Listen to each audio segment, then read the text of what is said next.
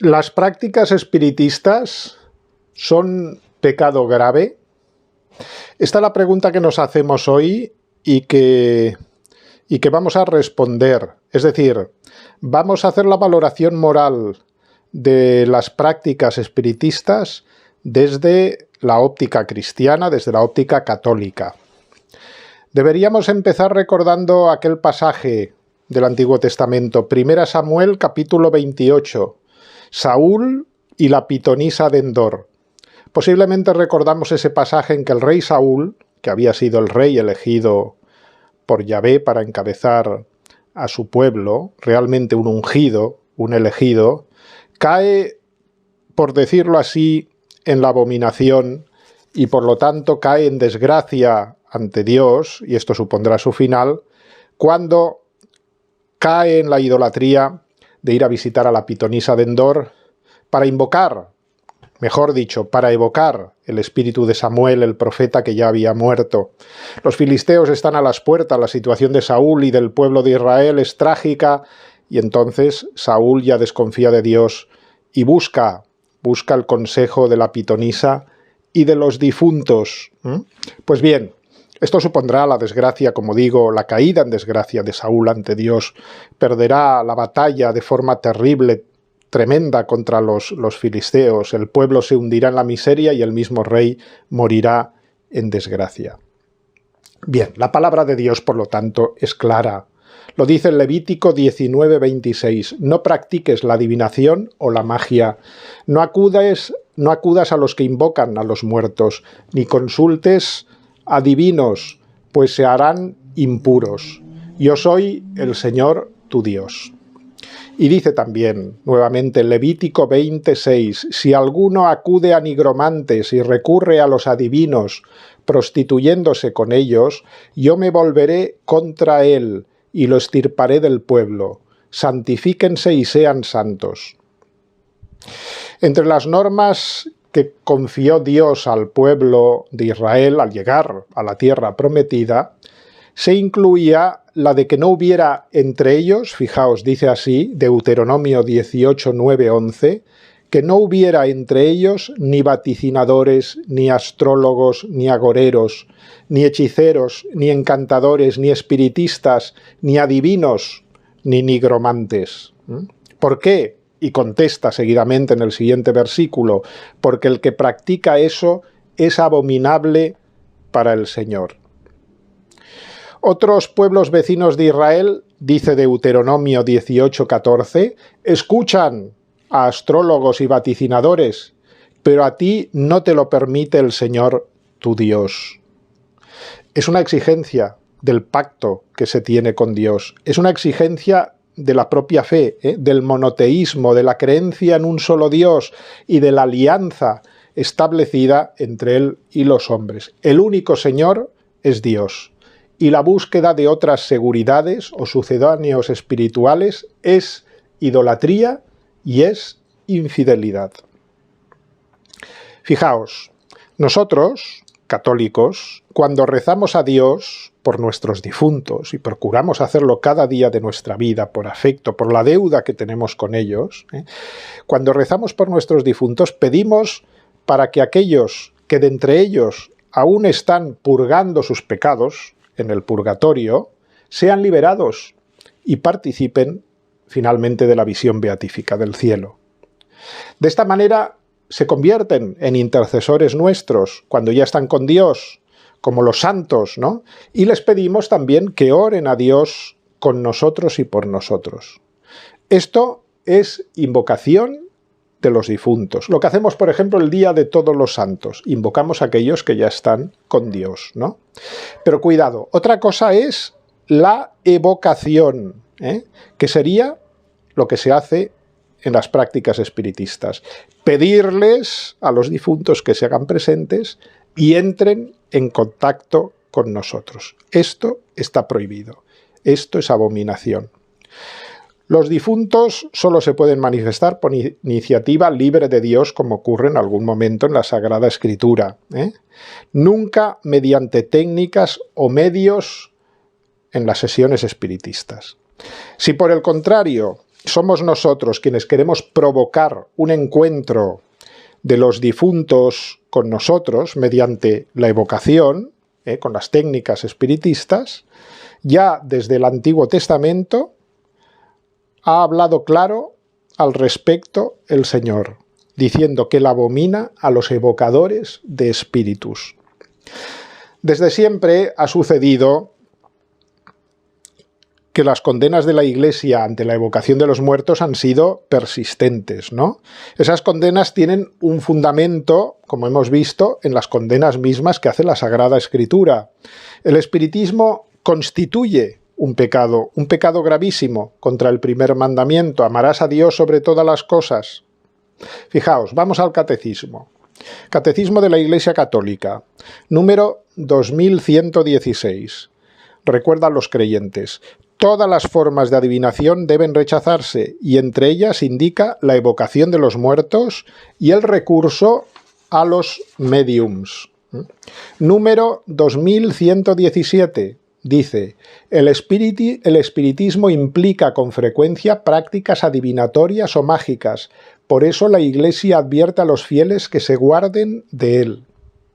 Y enseña el Catecismo que estos actos siempre son pecado grave contra el primer mandamiento. Y dice: encierran una voluntad de poder sobre el tiempo, la historia y finalmente los hombres, y un deseo de granjearse la protección de poderes ocultos.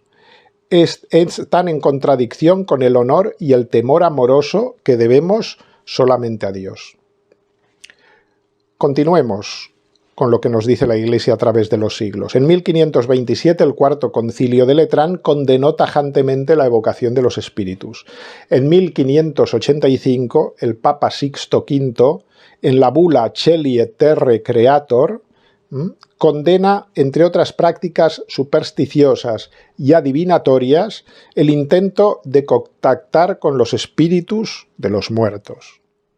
En el siglo XIX se recrudece la batalla con la llegada del espiritismo moderno y los errores de Allan Kardec, autor francés del que ya hemos hablado, que sistematizó toda la doctrina espiritista en sus libros: el libro de los espíritus, el libro de los médiums, el Evangelio según el espiritismo, donde el autor, sirviéndose espuriamente del lenguaje propiamente cristiano, pretende que el espiritismo es la nueva religión que viene a vencer por fin el oscurantismo católico.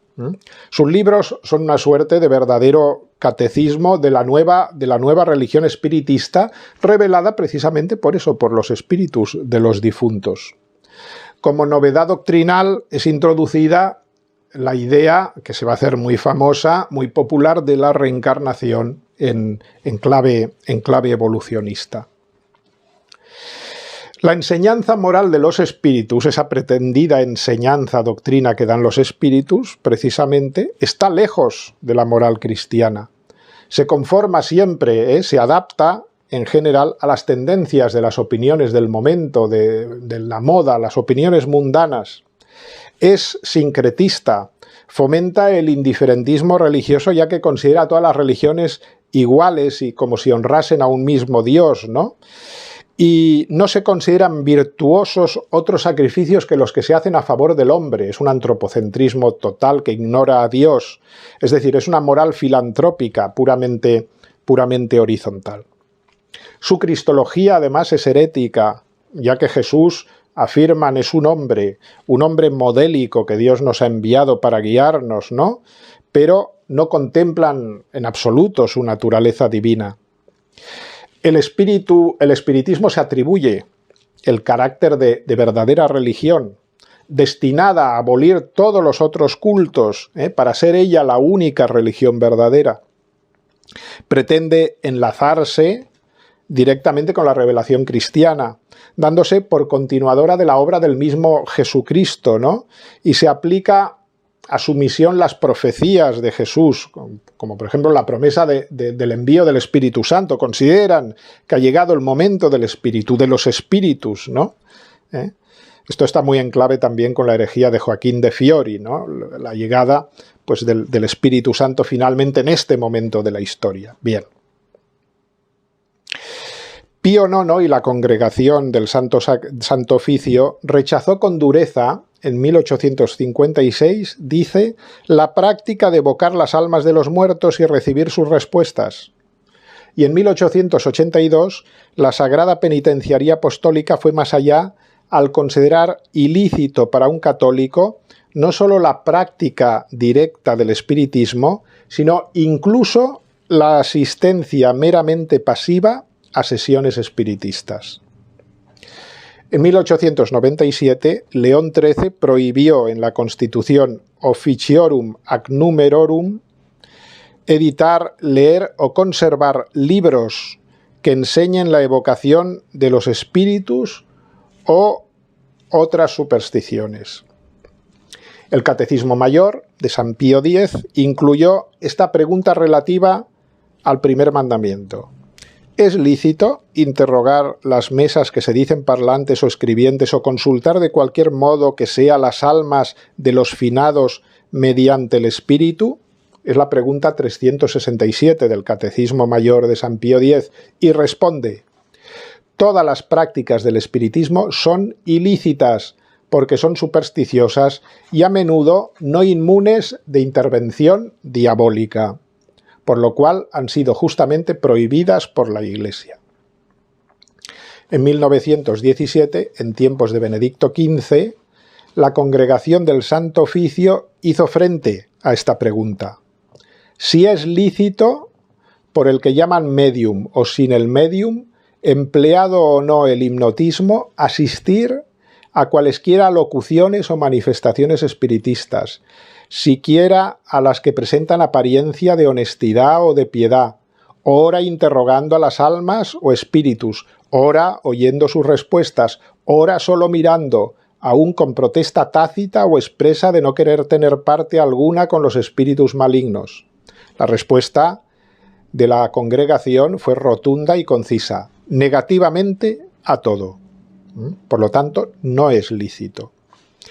También el Concilio Vaticano II, sorprendentemente, se refirió al espiritismo. En Lumen Gentium, cuando se habla sobre la comunicación de bienes espirituales entre todos los miembros de la Iglesia triunfante, la purgante y la Iglesia peregrina, los que están en el cielo, en el purgatorio, ¿no?, y nosotros que aún peregrinamos, se cita en una nota los documentos antiguos contra todas las formas de evocación de espíritus desde el siglo XIII y las respuestas que hemos apuntado sobre el Santo Oficio.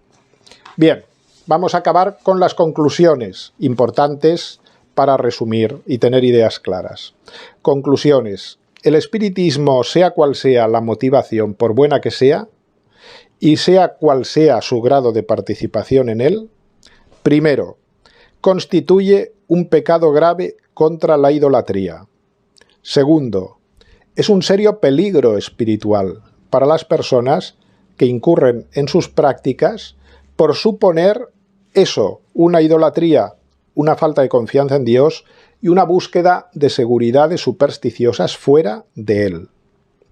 Tercero, su fundamento filosófico es erróneo y la doctrina que se desprende del espiritismo es herética.